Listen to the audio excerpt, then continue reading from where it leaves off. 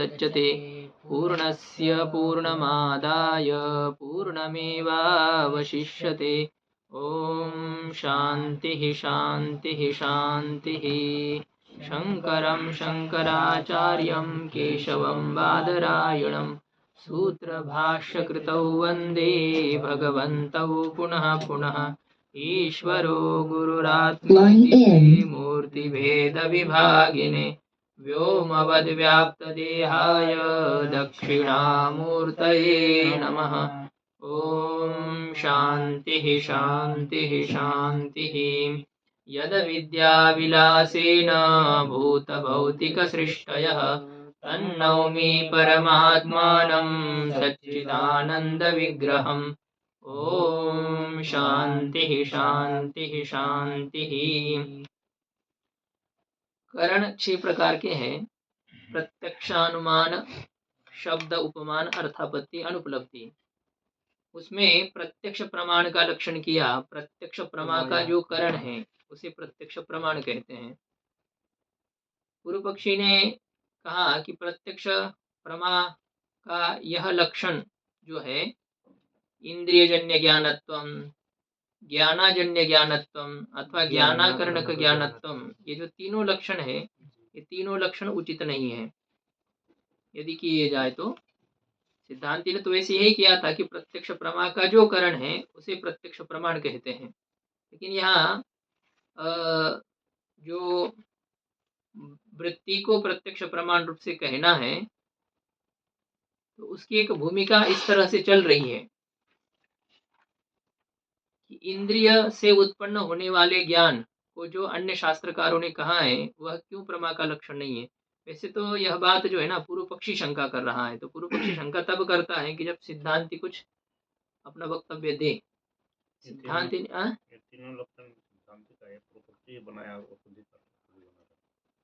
क्या, हाँ, ये पूर्व पक्षी मतलब अन्य शास्त्रकारों के लक्षण है ये ज्ञानाकरण का ज्ञानत्वम नैयायिकों का ही है, इंद्रियजन्य ज्ञानत्वम भी उनका ही है, तो उसी का ही है। ये जो लक्षण किया गया है इंद्रियजन्य ज्ञानत्वम, क्या ये प्रत्यक्ष प्रमाण का लक्षण उचित है? नहीं। ज्ञानाजन्य ज्ञानत्वम ये प्रत्यक्ष प्रमाण का लक्षण उचित है। और ज्ञानाकरण का ज्ञानत्वम, तीन विकल्प करके तीनों विकल्प का खंडन सिद्धांत पूर्व पक्षी ने किया है। मतलब पूर्व पक्षी का कहना यह है कि प्रत्यक्ष प्रमाण का कोई समुचित लक्षण न घटने के कारण से ये प्रत्यक्ष प्रमाण उचित नहीं है। प्रत्यक्ष प्रमाण जो आपने स्वीकार किया उसका कोई समुचित लक्षण आपके पास में नहीं है। तो यह कहने पर सिद्धांति कहेगा कि हम न इंद्रियजन्य ज्ञान को प्रत्यक्ष प्रमा कहते हैं, न ज्ञानाजन्य ज्ञान को प्रत्यक्ष प्रमा कहते हैं, न ज्ञानाकरण के ज्ञान को। प्रत्यक्ष प्रमाण नहीं, वैसे प्रत्यक्ष प्रमा। लेकिन गुरुजी पूर्व पक्षी तो मन में इंद्रिय का स्वीकार करने के कारण से वो उस लक्षण को वहां से कैसे हटाएगा? वो तो पूर्व पक्षी मन को इंद्रिय मानता है ना। हाँ, पर ये कैसे ऐसे? तो सिद्धांत की बात कह रहा है ना वो, आपके मत में। हमारा तो ठीक है, लेकिन आप कैसे घटाओगे इसको? इंद्रियजन्य ज्ञान को यदि आप प्रत्यक्ष प्रमा कहोगे तो सुख दुख आदि के प्रत्यक्ष में लक्षण कैसे चला जाएगा? ये कहा जा रहा है प्रत्यक्ष प्रमा के करण को प्रत्यक्ष प्रमाण कहते हैं। हाँ, ये हमें इस प्रकार से संगति लगानी है। प्रत्यक्ष प्रमा के करण को प्रत्यक्ष प्रमाण कहते हैं। प्रत्यक्ष प्रमाण के लक्षण का घटक है प्रत्यक्ष प्रमा। तो प्रत्यक्ष प्रमात्वम किम, प्रत्यक्ष प्रमा क्या है? जैसे पहले प्रमा के लक्षण पर चर्चा की, अनधिगत अबाधित विषय ज्ञानत्वम अथवा अबाधित विषय ज्ञानत्वम व प्रमात्वम। तो अब इसी प्रकार से एक प्रमा सामान्य का लक्षण करके प्रमा विशेष प्रत्यक्ष प्रमा का क्या लक्षण है, तो पूर्व पक्षी विकल्प करके उसका खंडन कर रहा है कि आप इंद्रियजन्य ज्ञान को प्रत्यक्ष प्रमा नहीं कह सकते हो क्योंकि सुख दुख आदि के प्रत्यक्ष में व्याप्ति होगी। आप ज्ञानाजन्य ज्ञान को प्रत्यक्ष प्रमा नहीं कह सकते हो। क्यों? क्योंकि सभी ज्ञान में इंद्रिय ईश्वर ज्ञान जन्यता होने के कारण से सभी ज्ञान ईश्वर ज्ञान से उत्पन्न है। इसलिए यदि ज्ञान से अजन्य ज्ञान को प्रत्यक्ष प्रमा कहेंगे तो फिर इस लक्षण में कौन सा दोष आएगा? अव्याप्ति या असंभव? अव्याप्ति दोष आएगा। क्यों? अव्याप्ति के लिए लक्ष्य पर पहुंच रहा है कि नहीं पहुंच रहा है? एक देश में जी कहाँ पहुंच रहा है? ईश्वर के ज्ञान। हाँ, ईश्वर का जो ज्ञान है वो ज्ञानाजन्य ज्ञान है। तो ज्ञानाजन्य ज्ञानत्वम, जो ज्ञान से उत्पन्न न हो उसे प्रत्यक्ष प्रमा कहते हैं। तो इस लक्षण में भी अव्याप्ति दोष है, क्योंकि सभी जीव के ज्ञान ईश्वर ज्ञानजन्य होने के कारण से। ठीक है, फिर तीसरा लक्षण करेंगे कि ज्ञान अकरणम यस्य, ज्ञान नहीं है करण जिसका। जो ज्ञान करण वाला न हो उसे प्रत्यक्ष प्रमा कहेंगे। तो इस लक्षण में अतिव्याप्ति दोष है, ज्ञानाकरण का ज्ञानत्वम। और वैसे देखा जाए तो ईश्वर, ठीक है, ईश्वर ज्ञान में लक्षण चला जाएगा। ईश्वर के ज्ञान का करण कौन है? कोई नहीं है। तो ज्ञान करण है? नहीं है। और हमारे प्रत्यक्ष ज्ञान का करण ज्ञान है क्या? नहीं है। हाँ, इसलिए न हमारा प्रत्यक्ष ज्ञान करण वाला है, न ईश्वर का प्रत्यक्ष ज्ञान करण वाला है। तो ये लक्षण जो है ज्ञानाकरण का ज्ञानत्वम, ये नित्य अनित्य दोनों प्रकार के प्रत्यक्ष प्रमा का लक्षण है। लेकिन इस लक्षण में भी दोष है कि स्मृति में यह अतिव्याप्ति हो जाएगी। स्मृति का करण कौन है? संस्कार। हाँ, स्मृति का करण अनुभव को नहीं कह सकते हैं एक मत में, क्योंकि अनुभव का संस्कार में ही चरितार्थता होने के कारण से, अनुभव की संस्कार के उत्पत्ति में ही कृतकार्यता होने के कारण से स्मृति अकरणत्वेन, अनुभव में स्मृति की करणता नहीं है। अनुभव स्मृति का करण नहीं है, तो इसलिए तत्र अतिव्याप्ते है, वहां अतिव्याप्ति होगी। कहाँ अतिव्याप्ति होगी? स्मृति में अतिव्याप्ति होगी। स्मृति जो है वो ज्ञान करण वाली नहीं है। स्मृति का करण कौन है? संस्कार है। असाधारण कारण को करण कहते हैं। तो संस्कार ही स्मृति का करण है और वो ज्ञान भिन्न है जी। तो ज्ञानाकरण का ज्ञानत्वम, ये प्रत्यक्ष प्रमा का लक्षण कहाँ चला जा रहा है? स्मृति में। स्मृति में इस लक्षण की अतिव्याप्ति होने के कारण से तीसरा लक्षण उचित नहीं है। अतिव्याप्ति क्यों हो रही गुरुजी? स्मृति भी प्रमा है ही। प्रत्यक्ष प्रमा, लक्षण प्रमा का चल रहा है या प्रत्यक्ष प्रमा का? और वैसे भी स्मृति को प्रमा में भी तो ये है ना विवाद है। अबाधित ज्ञान को यदि प्रमा कहेंगे तो स्मृति प्रमा है, अनधिगत अबाधित विषय के ज्ञान को प्रमा कहेंगे तो स्मृति का लक्ष्य है। स्मृति रूपी अलक्ष्य में प्रत्यक्ष प्रमा का लक्षण जाने के कारण से अतिव्याप्ति दोष है जी। अब कहेंगे कि भले ही अनुभव संस्कार को उत्पन्न करके कृतकार्य होता हो, फिर भी संस्कार के माध्यम से अनुभव ही करण होता है, स्वजन्य संस्कारवत्ता संबंध से। अब जैसे वहां पर स्वजन्य अपूर्ववत्ता संबंध है, जिस आत्मा में स्वर्ग की प्राप्ति हो रही है, सुख विशेष की प्राप्ति हो रही है, उसी आत्मा में याग रहेगा कि नहीं? रहेगा। कहाँ, कब रहेगा? स्वर्ग के प्राप्ति के अव्यवहित पूर्व क्षण में वहाँ याग है। कैसे याग? किस संबंध से याग है? स्वजन्य अपूर्ववत्ता संबंध से। स्वपदवाच्य कौन है? याग। स्वजन्य कौन है? अपूर्व। स्वजन्य अपूर्व। स्वजन्य अपूर्ववान कौन है? आत्मा। स्वजन्य अपूर्वत्वम किसमें है? आत्मा में। स्वपदवाच्य याग स्वजन्य अपूर्वत्व संबंध से जाकर के आत्मा में रहेगा, जहाँ स्वर्ग उत्पन्न होने वाला है। तो जैसे याग विद्यमान नहीं है स्वरूप से, लेकिन स्वजन्य अपूर्वत्ता संबंध से याग पूर्व क्षण में भी रहता है, इसलिए क्या बाद में कहा? स्वर्ग के बाद में स्वजन्य अपूर्वत्व संबंध से याग, तो अपूर्व नष्ट होने पर कैसे? जैसे आप स्वर्ग में जाएंगे तो धीरे धीरे तो अपूर्व नष्ट हो जाएगा, तो जब अपूर्व ही नहीं रहा तो स्वजन्य अपूर्वत्ता आत्मा में कहाँ है? क्या? जब तक अपूर्व है तब तक तो स्वर्ग में है। हाँ, स्वर्ग में भी नहीं रहे। हाँ, तो ठीक है ना, फिर क्या है? याग कोई आपको शाश्वत स्वर्ग की प्राप्ति का साधन थोड़ी कहाँ है। कुछ सीमित समय के लिए आपके पास जितनी पूंजी है, जितना ये है, तो उस हिसाब से आपको वहाँ रहने का मौका मिलेगा। कोई बहुत दिन भी रह सकता है, कोई बहुत जल्दी भी आ सकता है, ऐसा है। प्रधानमंत्री सब 10 साल 5 साल बनते, ये जरूरी थोड़ी है। कोई महीना भर के लिए भी बनते हैं, 7 8 9 दिन के लिए, हाँ 1 2 दिन के लिए अटल बिहारी बने थे, ऐसा भी हो जाता है। तो वैसा ही है। 4 घंटे के लिए, हाँ 4 घंटे के लिए भारत में, अच्छा मोरारजी देसाई, हाँ मोरारजी देसाई। अच्छा 4 घंटे के लिए फिर गड़बड़। ठीक है, तो इस प्रकार से ये होता है। तो संस्कार के माध्यम से अनुभव भी स्मृति का करण है। संस्कार के माध्यम से अनुभव स्मृति का करण है। तो स्मृति कहाँ उत्पन्न होती है? आत्मा में होती है। और अनुभव आत्मा में रहेगा, किस संबंध से रहेगा? अनुभव पहले नष्ट हो चुका है, अब कौन सा समवाय संबंध है उसका? घट जब नष्ट हो गया तो मिट्टी में किस संबंध से रह रहा है वो? अभी घट रह रहा है।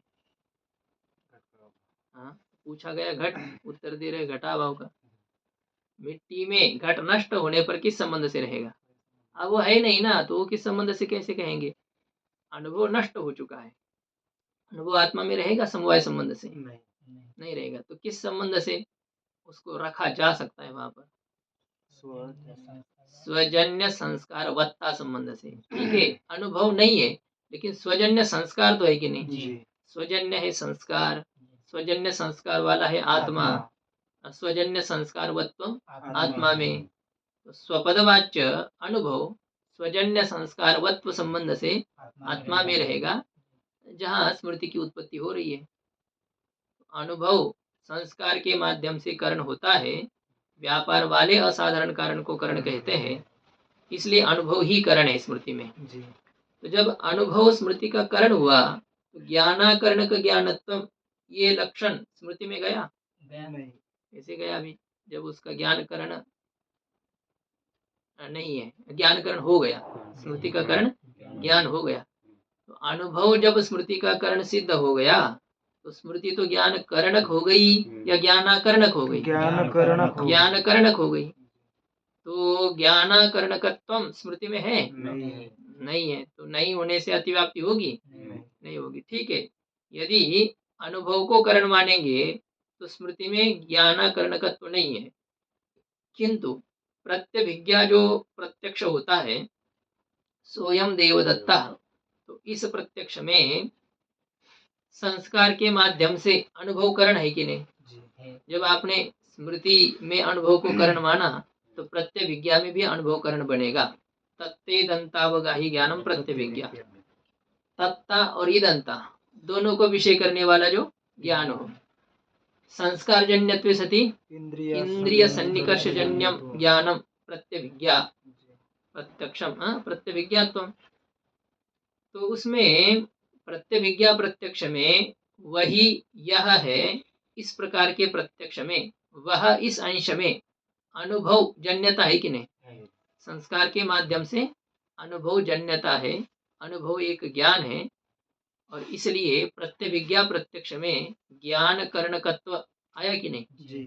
प्रत्यभिज्ञा प्रत्यक्ष एक प्रत्यक्ष प्रमा है, लेकिन उसमें ज्ञान करणकत्व हो गया, ज्ञानाकरणकत्व ये लक्षण उसमें गया? नहीं गया। तो लक्षण में कौन सा दोष आएगा? अव्याप्ति। संस्कार द्वारा करणत्वे, अनुभव को संस्कार के माध्यम से करणत्व स्वीकार करने पर प्रत्यभिज्ञायाम अव्याप्ते है, प्रत्यभिज्ञा में अव्याप्ति होने के कारण से ज्ञानाकरण का ज्ञानत्व ये तृतीय लक्षण भी समुचित नहीं है। इस प्रकार से हो गया। हा? तो प्रत्यक्ष प्रमा का कोई भी लक्षण उचित नहीं बैठ रहा है, ये पूर्व पक्षी ने कहा।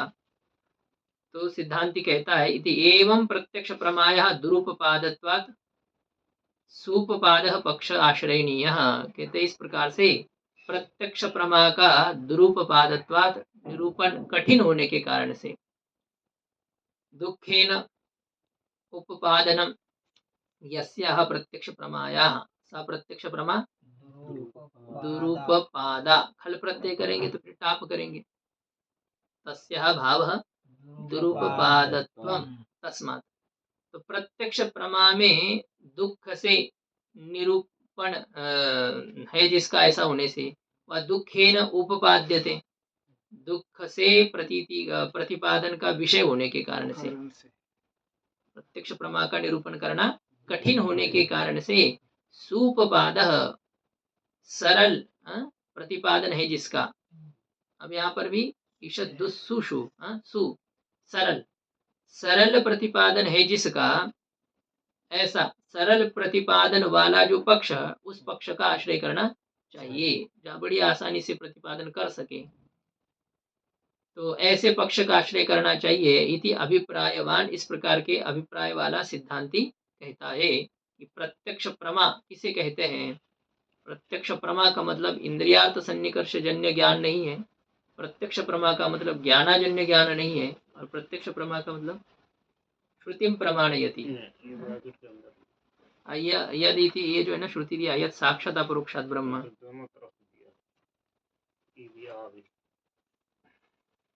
यद इति जो है ना छूट गया, इसके ऊपर जो है ना समात्रा दो, ऐसे मतलब जो है ना इकार जोड़ दो उसको, यद इति, यद साक्षात अपरोक्षात ब्रह्म, ऐसा वो कर दिया, संकेत दिया है। तत्र श्रुतिम प्रमाणयति, अब उसमें सिद्धांति ने प्रत्यक्ष प्रमा का क्या लक्षण किया बताइए। प्रत्यक्ष प्रमायाः करणम प्रत्यक्ष प्रमाणम। हाँ, प्रत्यक्ष प्रमा का लक्षण पूछा गया, अबाधित अनधिगत अबाधित प्रत्यक्ष प्रमा का लक्षण, प्रत्यक्ष प्रमा अत्र चैतन्यमेव, प्रत्यक्ष प्रमा यहाँ क्या है, चैतन्य ही है, इस सिद्धांत ने कहा। किया नहीं हुआ था, अच्छा ठीक है, हाँ नहीं तो आपकी उपस्थिति रहती है वैसे। तो प्रत्यक्ष प्रमा अत्र चैतन्यमेव, प्रत्यक्ष प्रमा क्या है यहाँ पर, चैतन्य ही है, इस प्रकार से कहते हैं। अब प्रत्यक्ष प्रमा चैतन्य, इसमें क्या प्रमाण है, यद साक्षात अपरोक्षात ब्रह्म इति श्रुते है, जो ब्रह्म कैसा है, साक्षात अपरोक्ष है। अब साक्षात कहने का क्या प्रयोजन है, टीकाकार बताएंगे। ये किसी प्रमाण के माध्यम से अपरोक्षता नहीं है ब्रह्म में, स्वरूप से ही प्रत्यक्ष है ब्रह्म। घटादि में जो प्रत्यक्षता होती है वह प्रमाण के सापेक्ष होती है, घट सामने होने पर भी अप्रत्यक्ष रह सकता है कि नहीं। यदि इंद्रिय का सन्निकर्ष न हो, तो मन संयुक्त इंद्रिय का उसमें संबंध न हो, तो सामने पदार्थ है लेकिन उसका प्रत्यक्ष नहीं होता है। अंधा व्यक्ति है, उसके सामने रखा हुआ है, गिलास रखा हुआ है, घट रखा हुआ है, कोई रखा हुआ है जो चाहिए उसको दिखता है नहीं। तो यह है कि घटाधिक पदार्थों का जो प्रत्यक्ष है वह करण सापेक्ष है, लेकिन ब्रह्म जो प्रत्यक्ष है तो वो किसी करण के सापेक्ष नहीं है, वो साक्षात ही प्रत्यक्ष है, वो प्रत्यक्ष ही स्वरूप है। तो प्रत्यक्ष करने के लिए प्रमाण की जरूरत नहीं है। हमें अपने आप को जानने के लिए कोई कारण चाहिए क्या? पूरा अंधेरा हो गया, कोई नहीं, आपको अपना हाथ नहीं दिख रहा है, पैर नहीं दिख रहा है, ऐसा बिल्कुल अंधेरा है, उस समय आप अपने आप को जानते हो? कैसे जानते हो, किस प्रमाण से जानते हो? वहाँ प्रमाण की कोई जरूरत नहीं। खुद को जानने के लिए कौन से प्रमाण की जरूरत है? अपने से भिन्न का यदि बोधन ज्ञान करना है तो प्रमाण चाहिए। अपने स्वरूप को जानने के लिए प्रमाण की आवश्यकता नहीं है, और वह भी प्रत्यक्ष है। ब्रह्म साक्षात प्रत्यक्ष है, ऐसा कहा जाता है। उसको वृत्ति व्याप्ति की आवश्यकता नहीं, ब्रह्म का प्रकाशन के लिए। नहीं, हमको जो अंधेरे में जानते हैं। नहीं, क्यों नहीं, वृत्ति तो होती ना, वृत्ति वही है, अंतःकरण में ही वृत्ति है, और वही वो अधिष्ठान ब्रह्म चैतन्य आत्म चैतन्य है, तो वही वृत्ति उसकी आकार तो रहती है। यहाँ प्रत्यक्ष का मतलब ये नहीं है ना कि इंद्रिय के माध्यम से वृत्ति बाहर चली जाए, घटाकार हो जाए, अज्ञान नष्ट करे, फिर घट का प्रकाशन, ये सब बातें नहीं, वृत्ति वही है। इसलिए हमारे स्वरूप का प्रकाशन करने के लिए वृत्ति को कहीं जाना नहीं है, वही वृत्ति हमेशा रहती है, वहाँ अज्ञान नहीं रहता है। अपने में हमें यह अज्ञातता कभी नहीं बनी रहती है कि मेरे में सुख हुआ या मुझ में दुख हुआ, मुझ में ज्ञान हुआ, मुझ में राग हो गया और मुझे पता नहीं चला, ये कभी होता है क्या? नहीं। क्योंकि वृत्ति वही है, तो वही है, तो वो कभी अज्ञात उसको रहने ही नहीं देती है, हमेशा प्रकाशन है वहां पर। तो ज्ञात सत्ता है सुख दुख आदि की, अज्ञात सत्ता इनकी नहीं होती है।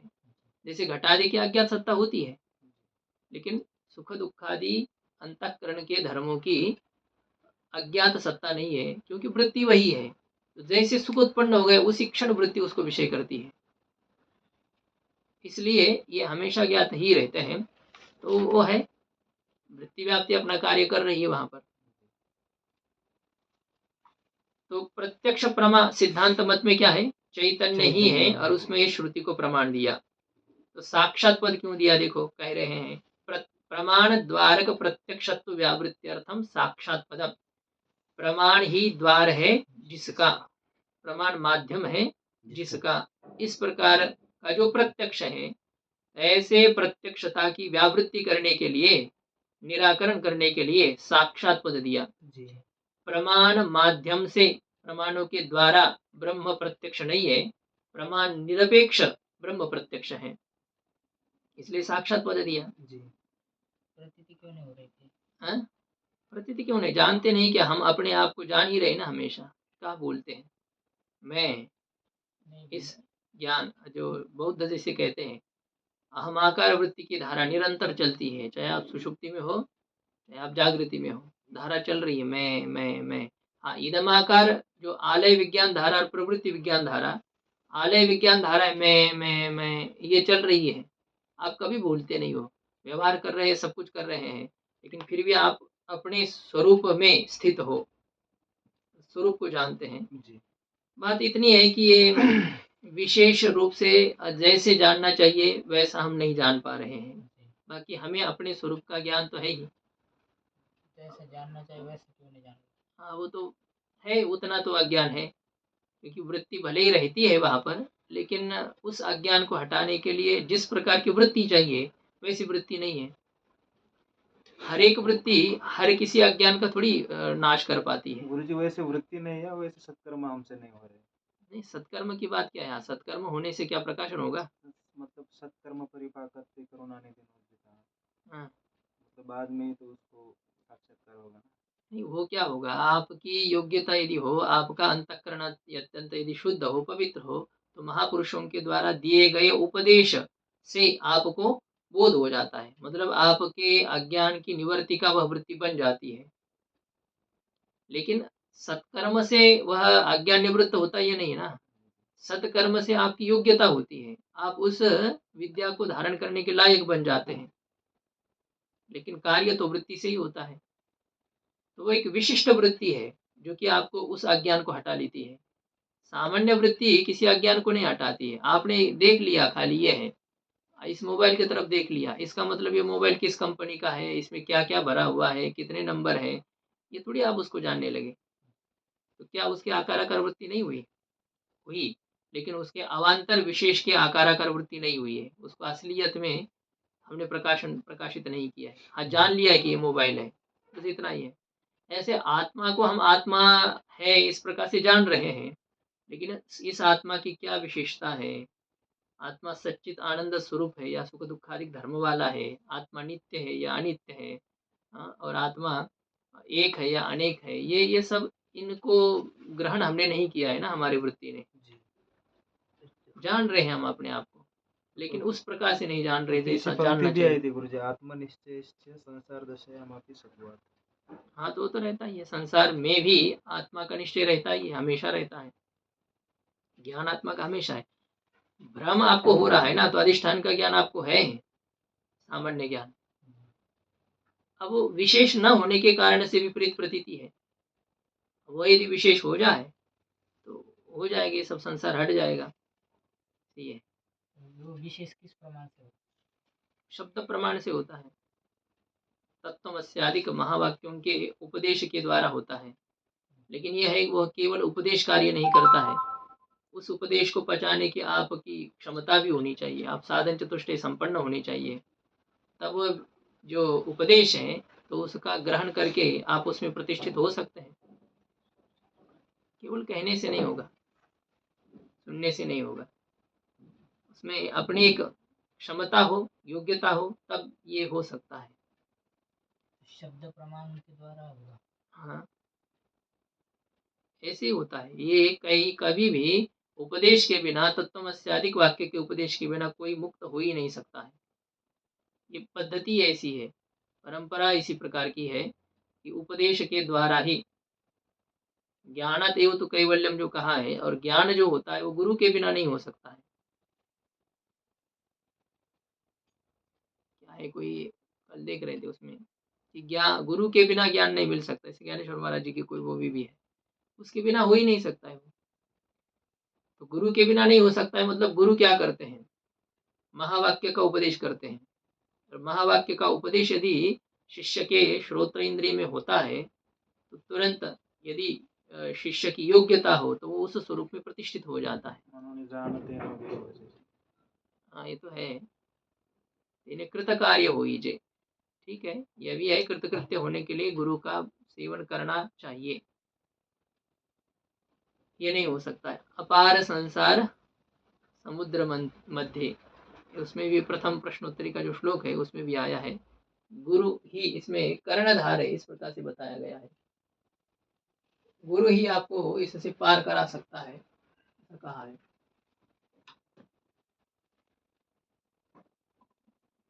नहीं है अभी ऊपर प्रश्नोत्तरी, ठीक है। तो का क्या काम है, मतलब महावाक्य का उपदेश करना। हाँ, इतना उपदेश करते हैं। काम। हाँ, बस उतना ही काम है, उतना ही कहेंगे। और यदि आपको वो हो शंका या आदि कुछ उसमें आ जाए तो ये भी होता है, क्योंकि सब एक योग्यता के साधक नहीं होते ना, तुरंत कहते ही सब अपने स्वरूप में प्रतिष्ठित हो जाए, ऐसा नहीं।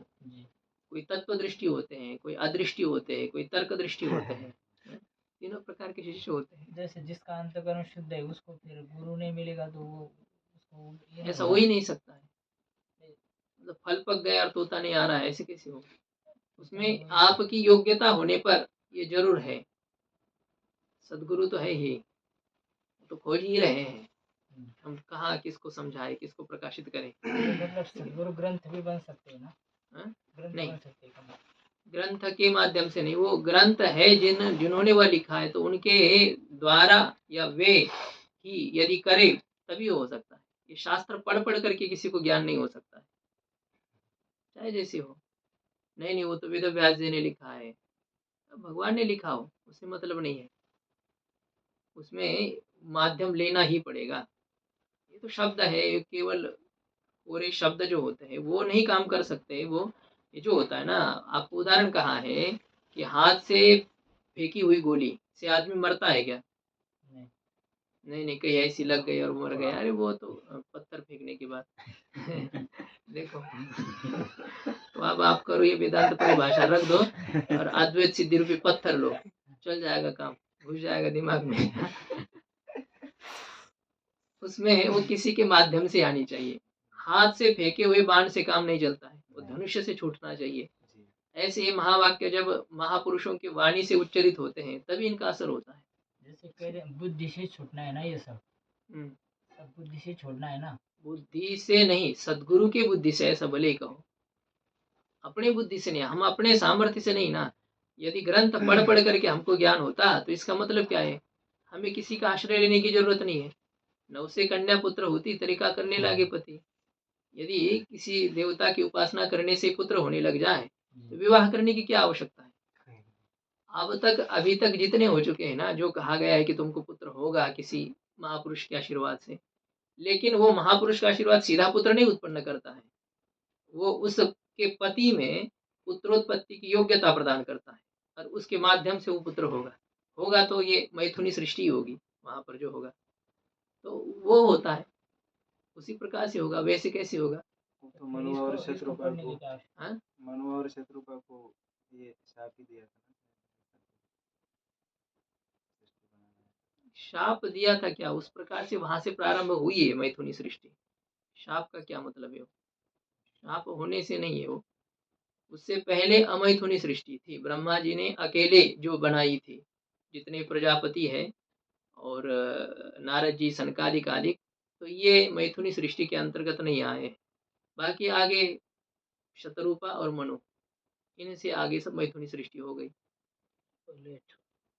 हाँ, तो एक अलग है। क्या कह रहे थे? ग्रंथ पढ़ने की आवश्यकता है, सदगुरु से सीधा ज्ञान हो जाए। हाँ, तो वो तो ये है, आपकी अंतःकरण की भी तो शुद्धि होनी चाहिए ना। स्वाध्यायो अध्येतव्य, शास्त्र का अध्ययन करना चाहिए, ये कहा गया है। और जो महापुरुषों का ऋण है, तो उससे आप मुक्त नहीं हो पाएँगे तब तक आप योग्यता नहीं बनेगी। योग्यता बढ़ने के लिए शास्त्र का जो अध्ययन है ना, वो योग्यता बढ़ने के लिए है। हमें अपने भी हिसाब से कुछ समझ में आ जाए ऐसे। वही अंतःकरण की शुद्धि कुल मिला करके जब है शास्त्र चिंतन आप नहीं करेंगे, शास्त्र के द्वारा कहे गए प्रणाली का पद्धति का आप अवलंबन नहीं करेंगे, सीधा ही कोई गुरु गुरु आकर के आपको घुट्टी पिलाएँगे, यह बात नहीं होती है। आप अपने लायक बन जाइए ना, आप इतने जर्जर हो कि उस दवा को हजम करने की क्षमता आप में ना हो, तो दवा आपके ऊपर क्या असर कर पाएगी? महापुरुष तो हमको कई बार सुना चुके, सुनाते हैं। हम नहीं ग्रहण कर पाते हैं क्योंकि हम अ, उसके लिए लायक नहीं है। हमारे में विवेक, वैराग्य, समाधि, षट्व, मुमुक्षुत्व ये सब षट्व, मुमुक्षुत्व ये नहीं है ना, तो ये कब आएँगे? शास्त्र के अध्ययन आदि करने से आएँगे। बुद्धि शुद्ध हो जाएगी ऐसे महापुरुषों के विचार सुनने से। तो शास्त्र के अध्ययन कर किए बिना कोई मुक्त ही नहीं हो सकता। हाँ, हाँ, ये कभी न कभी तो उन्होंने किया ही रहता है। शास्त्र चिंतन, स्वाध्याय, अध्येतव्य कहाँ है, सबके लिए कहाँ है जो अज्ञानी है। उसके लिए तो अपने शाखा का अध्ययन होना ही है, अनिवार्य है। अब नहीं किया, कहाँ ज्ञानेश्वर महाराज जी कहाँ गए थे पढ़ने के लिए, ग्रंथ पढ़ने के लिए? सीधा तो वो उनका एक उनका पूर्व जन्म का जो रहता है, वो रहता है उनके। उसके साथ ही वो आए हैं। उनको अलग से कोई करने की ज़रूरत नहीं है। वो था ही उनके, किसी के इसमें पैसा है, खाते में पैसा है, उसको डालने की ज़रूरत नहीं ना, उसके साथ ही है पैसा वो। और जिसके पास नहीं है तो उसको फ़ोन करके कहना पड़ता है कि अरे भाई डालो, हम मुसीबत में हैं, ऐसी-ऐसी समस्या है। तो तब किसी के द्वारा लेना पड़ता है, यदि उसके पास ना हो। और जिसके पास पहले से ही है, अब वो चाहे लंदन चला जाए, अब उसकी कोई कोई आपत्ति नहीं है, उसको कोई समस्या नहीं है।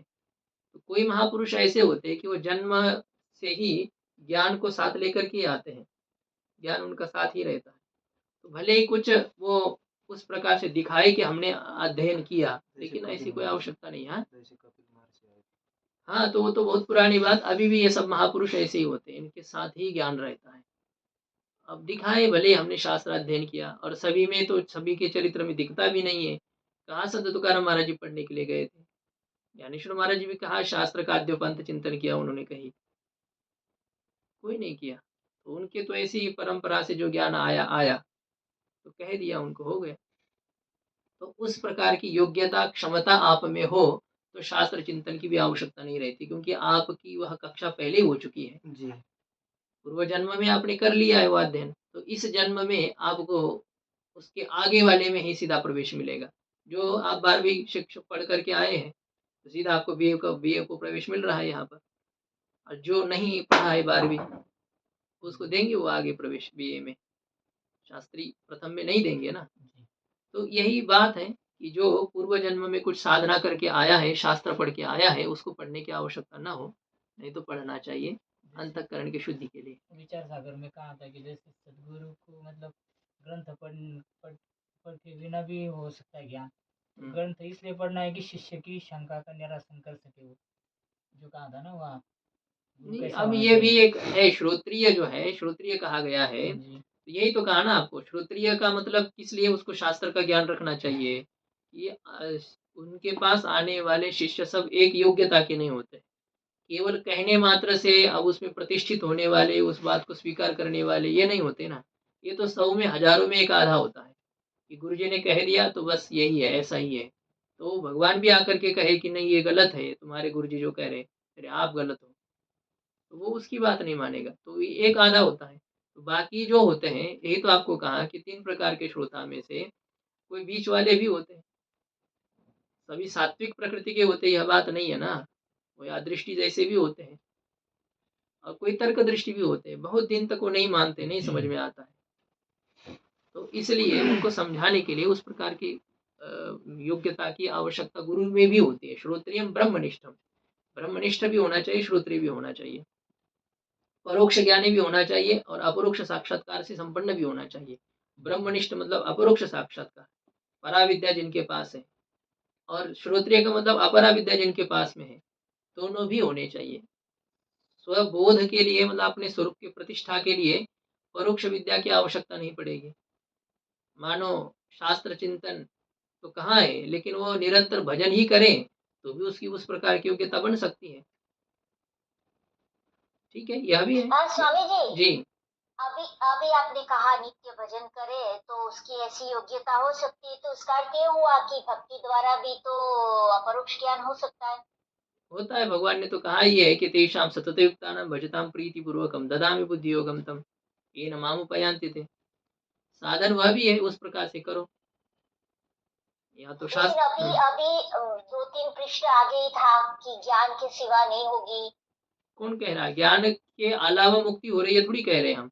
ददामि बुद्धि योगम, ज्ञान भगवान देते हैं उसको, ज्ञान के माध्यम से ही मुक्ति होगी होगी तो, लेकिन उसको ज्ञान प्राप्ति के लिए विशेष पुरुषार्थ नहीं करना पड़ेगा, भगवत कृपा से उसको ज्ञान हो जाएगा। तो यह है, मुक्ति तो ज्ञान से ही होना है और कोई उपाय नहीं है। तो स्वाध्याय का अध्ययन करना चाहिए, वेद भगवान ने कहा है तो उसको करना चाहिए। और आप उस प्रकार के वो हो कि मतलब जो आपको कहा है कि कोई बुद्धि प्रधान होते हैं, कोई भाव प्रधान होते हैं और कोई क्रिया प्रधान होते हैं, अलग अलग प्रकार के साधक होते हैं। तो जिनकी रुचि ही नहीं है शास्त्र चिंतन में, सेवा में उनकी रुचि, बहुत सेवा करते हैं, तो ठीक उनको सेवा से वो स्थिति बन जाएगी। यहाँ तक कि उनको शास्त्र का बोध भी सेवा से होगा। त्रोटकाचार्य जी जैसे सेवा करते करते क्या है, कुछ समझ में नहीं आता है, सोते हैं पाठ में। लेकिन जब आचार्य जी ने कह दिया कि त्रोटक तुम आज पाठ चलाओगे, जी गुरुदेव, अब बैठ गए आसन पर, सब लोग हंसने लगे, अब ये बैल क्या पाठ सिखाएगा। और जैसे पढ़ाने लगे तो पता नहीं चला कि भाष्यकार भगवान पाठ पढ़ा रहे या त्रोटक पाठ पढ़ा रहे हैं। तो वो होता है। तो यदि आप उस प्रकार के हो, क्रिया प्रधान हो, तो भी आपकी वही अंतःकरण की स्थिति बनेगी। आप शास्त्र चिंतन में इतने लगे हो तो भी आपके अंतःकरण की वही स्थिति बनेगी। लेकिन निष्कामता सब जगह चाहिए। उद्देश्य और सकामता यदि आप में हो तो फिर वो साधन भले उत्कृष्ट हो लेकिन वो स्थिति आपकी नहीं बनेगी। यदि आप भाव प्रधान हो तो भजन करो, भजन करते करते आपके अंतःकरण की वह स्थिति होगी तो भगवान ज्ञान देंगे। तो सब है, ये ज्ञान कर्म उपासना तीनों भी ऐसे साधन हैं। तो इसके माध्यम से आप अपने अंतःकरण की, ज्ञान का अर्थ ये समझ लीजिए शास्त्र चिंतन, उपासना का अर्थ भक्ति है और कर्म का अर्थ विहित कर्म का अनुष्ठान है। वह यदि निष्काम भाव से किया जाए तो तीनों से भी अंतःकरण की उस प्रकार की क्षमता बन जाती है जिससे कि आप अपरोक्ष विद्या को ग्रहण कर सके। यह है। तो अब हम तो इतना तो नहीं कि भजन करने के लिए बैठे, इतना 10-10 घंटा भजन करें, कम से कम ये हो सकता है हमसे, इसलिए शास्त्र पढ़ो। अच्छा, आप दूसरे की सेवा कर पाएंगे, इतना हो सकता है क्या? कहाँ सेवा करेंगे? हमारी कोई थाली धोने के लिए हो तो बहुत अच्छी बात होगी। सेवा करना हमारे में नहीं है कि नहीं? तो ना हम सेवा कर सकते हैं ना हम भजन कर सकते हैं इतना। तो आए हैं, दिया है भगवान ने, सहयोग दिया है, जो संयोग मिला है, शास्त्र पढ़ना चाहिए। बुद्धि खराब नहीं रहेगी, हमेशा उसमें चिंतन में आप लगे रहेंगे, बुद्धि की शुद्धि बनी रहती है। और कोई उपाय नहीं है यहाँ पर। कलयुग में तो ये शास्त्र चिंतन की एक स्थिति हमको बना ही रखनी पड़ेगी, रखनी चाहिए। बुद्धि में कोई ना कोई आलम्बन रहता है ना तो फिर ठीक चलती हो, समय आपका व्यर्थ नहीं जाता है। नहीं तो कोई नहीं, भजन के नाम पर बस कुछ नहीं होता है। 1 घंटा भर सुबह शाम करने से लोग समझते यही भजन है। और बाकी तो क्या है, बाकी तो फिर जाओ 10-12 निमंत्रण, तो उससे ये नहीं होता है ना। ये है, अब पढ़ने वाले विद्यार्थी को चाहने पर भी वो नहीं जा पाएगा कि नहीं पाठ है, चिंतन करना है। चलो पढ़ने वाले भले ही जाए, पढ़ाने वाले कैसा जाए? तो ये है, उसमें और बंधन है पढ़ाने में। तो आप बदल बदल करके आ सकते हैं, पढ़ाने वाला बदल करके पढ़ा सकता है क्या? हाँ, ऐसा है। ठीक है, ये साक्षात प्रत्यक्ष है, ब्रह्म क्या है? साक्षात प्रत्यक्ष है। अपरोक्ष प्रमाणात ब्रह्मण साक्षात्म इति ब्रह्म निरासाय आह। कहते प्रत्यक्ष प्रमाण से ब्रह्म का प्रत्यक्ष होता है, ब्रह्म में साक्षात्व है, इस भ्रम का निराकरण करने के लिए कहते हैं। प्रत्यक्ष प्रमाण के द्वारा ब्रह्म में साक्षात्व है, प्रत्यक्षत्व है, इस भ्रम का निराकरण करने के लिए कहा कि अपरोक्षात, ब्रह्म कैसा है? अपरोक्ष है। अपरोक्ष प्रमाण से ब्रह्म प्रत्यक्ष हुआ यह नहीं है, अपितु ब्रह्म वैसे ही अपरोक्ष है, इस प्रकार से कहते हैं। अपरोक्ष स्वरूप है वहाँ, अपरोक्ष प्रमाण भी नहीं है। नहीं, अपरोक्ष प्रमाण से ब्रह्म का प्रत्यक्ष नहीं होता है। साक्षात्म प्रत्यक्षत्वम, अपरोक्ष को प्रमाण कैसे कहें? क्यों? प्रत्यक्ष अपरोक्ष पर्यायवाची शब्द है। प्रत्यक्ष प्रमाण से, अपरोक्ष प्रमाण से का मतलब प्रत्यक्ष प्रमाण से ब्रह्म में साक्षात्व है, इस भ्रम का निराकरण करने के लिए कहते हैं कि ब्रह्म खुद ही अपरोक्ष है, अपरोक्ष प्रमाण से उसको जानने की क्या आवश्यकता है, जो पहले से अपरोक्ष है। ये अपरोक्षात इस प्रकार से कह दिया है। ननु चैतन्यस्य अनादित्वेन करणाकांक्ष शून्यत्वात् चक्षुरादेः तस्य करणत्वेन प्रमाणत्वं कथम इति शंकते। पूर्व पक्षी कहता है कि चैतन्य को ही आपने प्रत्यक्ष प्रमा कहा जी कहा कि नहीं जी और चैतन्य उत्पन्न होता है क्या? नहीं होता है चैतन्य तो अनादि है। जी तो प्रत्यक्ष प्रमा है चैतन्य और चैतन्य है अनादि, तो फिर चैतन्य रूपी अनादि प्रत्यक्ष प्रमा का कोई कारण हो सकता है? नहीं हो सकता है। तो ननु चैतन्य से अनादित्वेन, चैतन्य में अनादित्व होने के कारण से करणाकांक्ष शून्यत्वात्, करण के आकांक्षा की रहितता होने के कारण से चैतन्य रूपी प्रत्यक्ष प्रमा में करण की आकांक्षा है? नहीं है। करण के आकांक्षा की रहितता होने से चक्षुरादे तस्य करणत्वेन प्रमाणत्वं कथम, चक्षुरादि में उस चैतन्य स्वरूप प्रत्यक्ष प्रमा के करण होने के कारण से प्रमाणत्वं कथम, उनमें प्रमाणत्व कैसे आएगा? क्योंकि चैतन्य तो अनादि है, उसका कोई कर्ण नहीं हो सकता है। तो चक्षुरादि प्रत्यक्ष प्रमा के कर्ण होंगे? चक्षुरादि प्रत्यक्ष प्रमा के कर्ण नहीं है। यदि चक्षुरादि कर्ण नहीं है तो चक्षुरादि प्रमाण बन पाएंगे? चक्षुरादि में प्रमाणत्व कैसे आएगा? इति शंकते, इस प्रकार से शंका पूर्व पक्षी करता है। शंका समझ में आ गई? चक्षुरादि में प्रमाणत्व नहीं कह रहे। हाँ, प्रमाणत्व सिद्ध नहीं होगा। प्रमाण का मतलब होता है प्रमा का असाधारण कारण। प्रमा है चैतन्य, तो चैतन्य रूपी प्रमा का असाधारण कारण कौन है? कोई नहीं है। मतलब चैतन्य रूपी प्रमा का कोई कर्ण नहीं है। तो कर्ण यदि चक्षुरादि माने जाते थे, वो कर्ण तो है नहीं। यदि वे कर्ण नहीं है तो उसमें प्रमाणत्व रहेगा? क्योंकि असाधारण कारण को कर्ण कहते हैं और कर्ण ही प्रमाण है, प्रमा का कर्ण ही प्रमाण है। तो चैतन्य रूपी प्रत्यक्ष प्रमा का कोई कर्ण न होने के कारण से उसका कोई कर्ण प्रमाण सिद्ध होगा? नहीं होगा। हाँ, प्रमाण सिद्ध नहीं होगा, अर्थात चक्षुरादि प्रमाण नहीं माने जाएंगे। चक्षुरादि को प्रमाण मान सकते हैं क्या? नहीं। चक्षुरादि में प्रमाणत्व कैसे, इस प्रकार से पूर्व पक्षी शंका करता है। व्यवहारिक घटपट प्रमा करना हो तो चक्षुरादि बन जाएगा ना? हाँ, उसमें तो कर होता है। घटादि के प्रत्यक्ष में एक है, लेकिन यहाँ घटादि का प्रत्यक्ष का मतलब क्या हो रहा है? चैतन्य ही घटादि का प्रत्यक्ष कह रहे हैं। ज्ञान क्या है? चैतन्य ही ज्ञान है, प्रत्यक्ष प्रमा चैतन्य ही है। तत्प्रतिफलित ज्ञानम अभी घटादि ज्ञानम। विचार करेंगे उसमें। पहले पंक्ति आई थी ना, पहले बताया। तो घटाकार वृत्तिस्थ जो चिदाभास है उसे ज्ञान कहना है, हमें बताएंगे। पहले तो ये अभी पूर्व पक्ष ने जब या सिद्धांति ने कह दिया कि चैतन्य ही प्रत्यक्ष है, श्रुति को भी प्रमाण दिया, और अपरोक्षात इत्यस्य अपरोक्षम इत्यर्थ, इसमें अपरोक्षात पंचमी का प्रयोग है, लेकिन वो अपरोक्षम प्रथमान के अर्थ में पंचमी है। ब्रह्म साक्षात अपरोक्ष है, ब्रह्म किसी प्रमाण के बिना प्रत्यक्ष है, अपरोक्ष है। ये श्रुति क्या कहना चाह रही है? क्या श्रुति से क्या सिद्ध हो रहा है? चैतन्य ही प्रत्यक्ष प्रमा है। चैतन्य ही प्रत्यक्ष प्रमा है। उपाधि का हटाकर कहते हैं ना प्रभु, जैसे घट को भी हम प्रत्यक्ष कर रहे हैं तो वो भी चैतन्य प्रमा हो जाता है ना, उपाधि को हटाकर।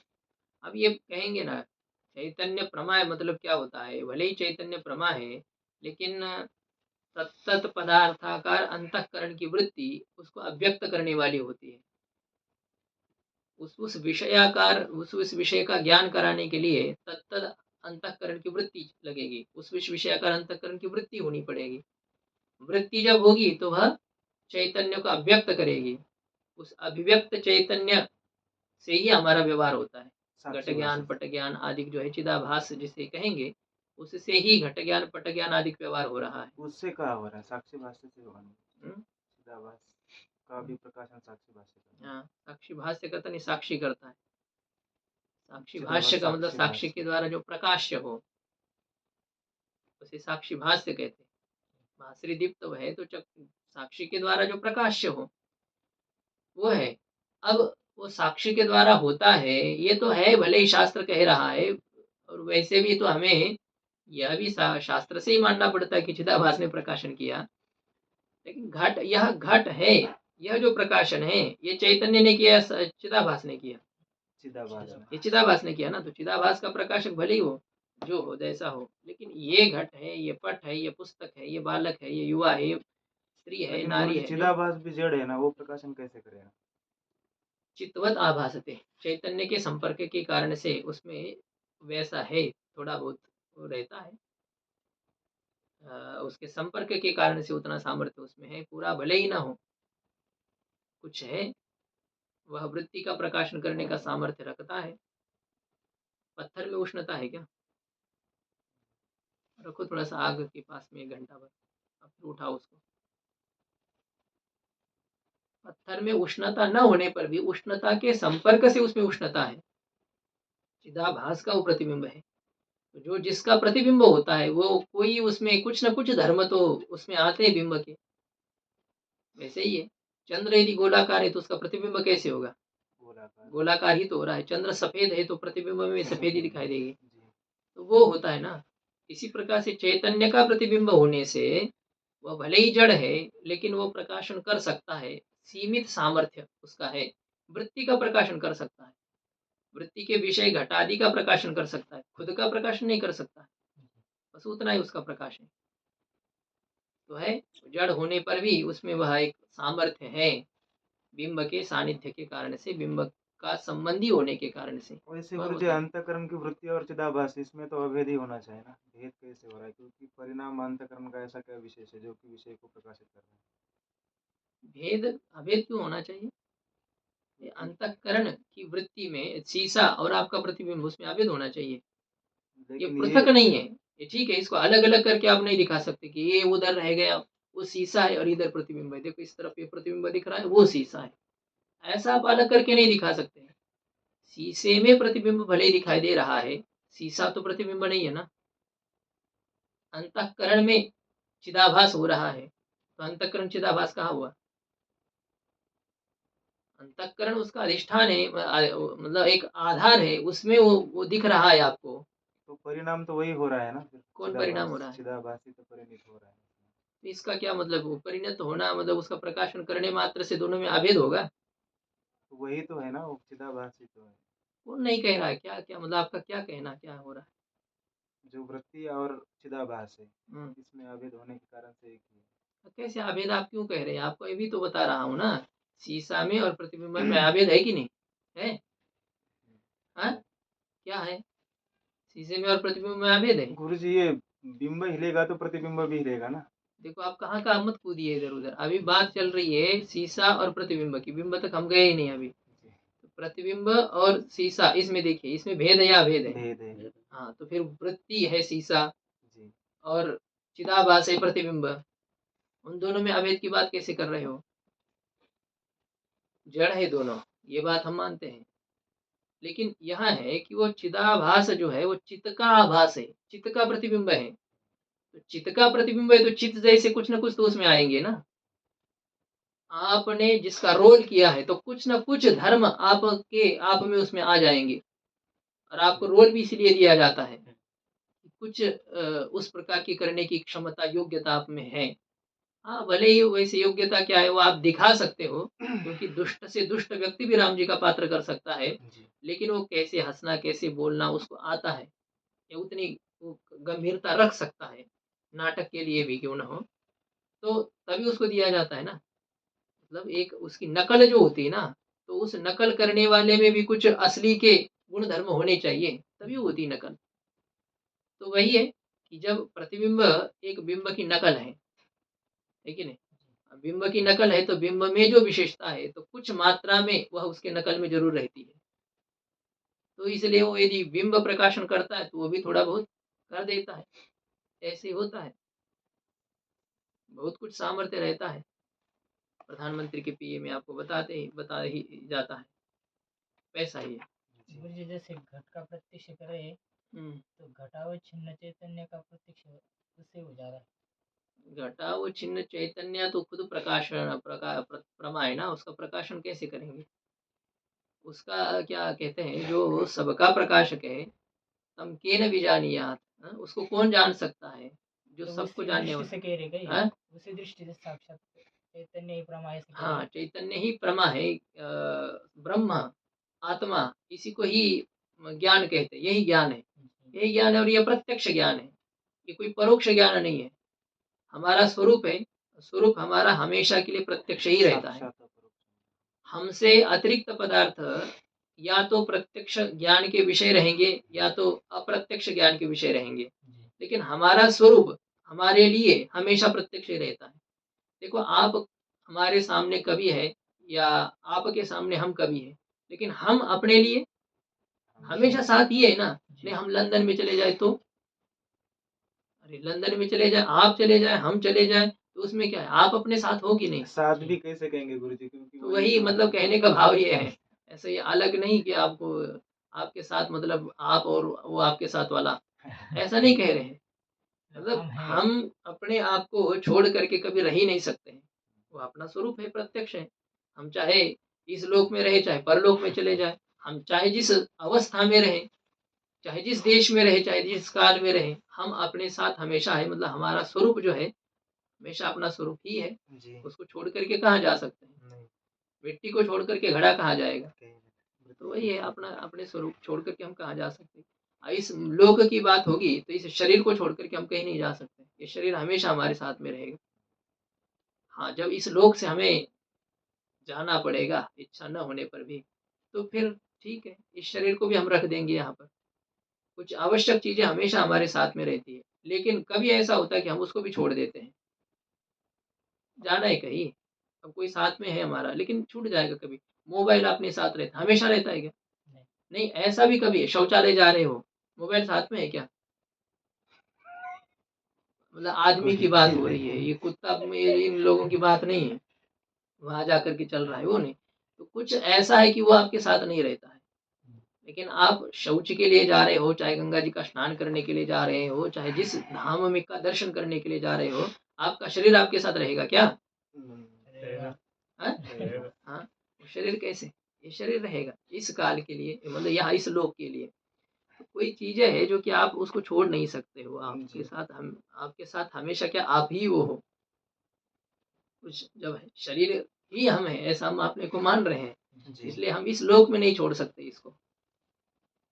पंचदशी में आया था, मूर्ख लोग इसको ही आम शब्द से कहते हैं, हम शरीर हो गया। हाँ, मूर्ख क्या है, सब ऐसे ही है, सब लोग इसी प्रकार से कहते हैं।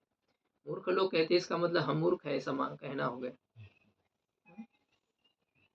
ननु चैतन्यम अनादि तत्कथम चक्षुरादे तत्करणत्वेन प्रमाणत्वम इति। इस प्रकार से अब ये शंका है कि पूर्व पक्षी कहता है कि चैतन्य अनादि है, तो चक्षुरादि में उस अनादि चैतन्य की करणता होने के कारण से प्रमाणत्व कथम, प्रमाणत्व उसमें कैसे है? चैतन्यम अनादि तत् तद चैतन्यम अनादि, ऐसा वह जो चैतन्य वह अनादि है, तो वह यदि अनादि है तो उस चैतन्य के करण होने के कारण से चक्षुर आदि में प्रमाणत्व कैसे है?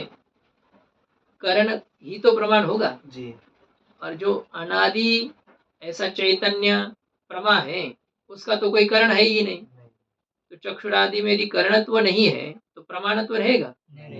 तो करणत्व रूप से आने वाला जो प्रमाणत्व है वो प्रमाणत्व चक्षुर आदि में कैसे है? तद करणत्वेन, प्रत्यक्ष प्रमा के करण रूप से जो चक्षुरादि में प्रमाणत्व वह कैसे है?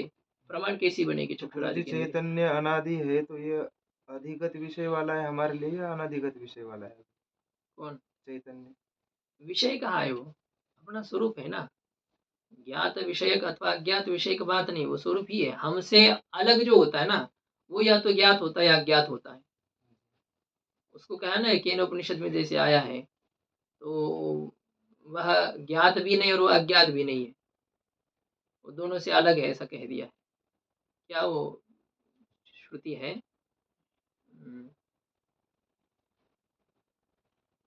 उसमें आप दोनों प्रकार से नहीं कह सकते, ऐसा कहा गया है। एनम वेद स न वेद, ऐसा वो तो है जो नहीं जानता है वो जानता है, मतलब जो कहता है कि मैं जानता वो नहीं जानता है,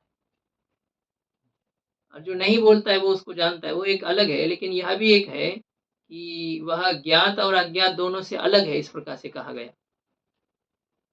ज्ञात और अज्ञात से अलग क्यों? क्योंकि जो ज्ञात होता है वह भी हमसे भिन्न होता है, जो अज्ञात होता है वो भी हमसे भिन्न होता है। ज्ञान के विषय को ज्ञात कहते हैं।